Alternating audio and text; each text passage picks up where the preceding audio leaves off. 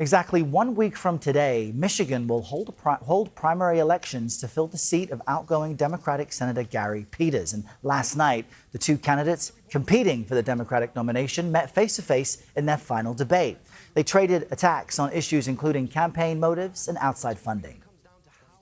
When you're bought off by DTE and Blue Cross and Big Pharma and Big Tech and APAC, don't be surprised that there's a pro quo that comes with that quid. That money doesn't just fall off trees. $60 million from outside organizations in this race didn't just come from nowhere. A lot of you remember Abdul from when he first ran for governor in 2018. It didn't work out. So he started the podcast, he wrote the books, and now he's running for Senate. And he's already bought the website for president. You know, it's just another rung on the ladder. Let's bring in CBS News political director Fin Gómez, who's been enjoying watching that debate and all the excitement in Michigan. Fin, good morning. What were the big takeaways from last night's debate? Yeah, Errol, good morning. Look, we have 98 days until the midterm elections, 1 week to go into the Michigan primary. And I think what we saw last night is that it underscored the ideological and sometimes bitter fight that we're seeing take shape within the Democratic Party. Abdul Al-Sayed repeatedly went after Haley Stevens over the more than $60 million in outside spending she's getting from outside organizations. He especially criticized the groups affiliated with AIPAC, the pro-Israel lobby, arguing it raises questions about influence in Washington. Stevens fired back, saying that campaign finance is broken on both sides. And Errol, she really tried to focus the debate, I thought, on and really on the question about electability.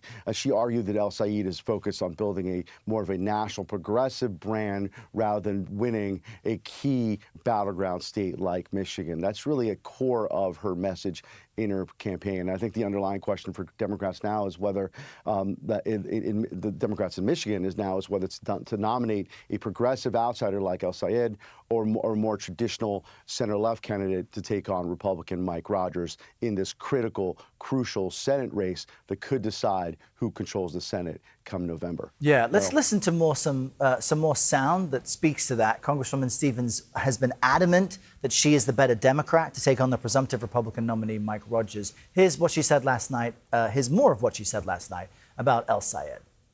Republicans are propping up his campaign. And Mike Rogers just the other day said in a secret phone call that he makes it easier for him to win, that he's the one he wants to run against.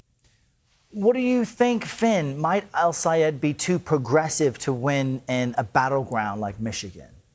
That's the main argument you're hearing from the Stevens team, and you've been hearing that from the onset of this campaign. Stevens and her allies, including Governor Gretchen Whitmer, she endorsed Stevens over the weekend. They argue Michigan, as we know, is a battleground state every cycle, and that typically rewards more pragmatic Democrats who can win over independents. This is the Stevens argument.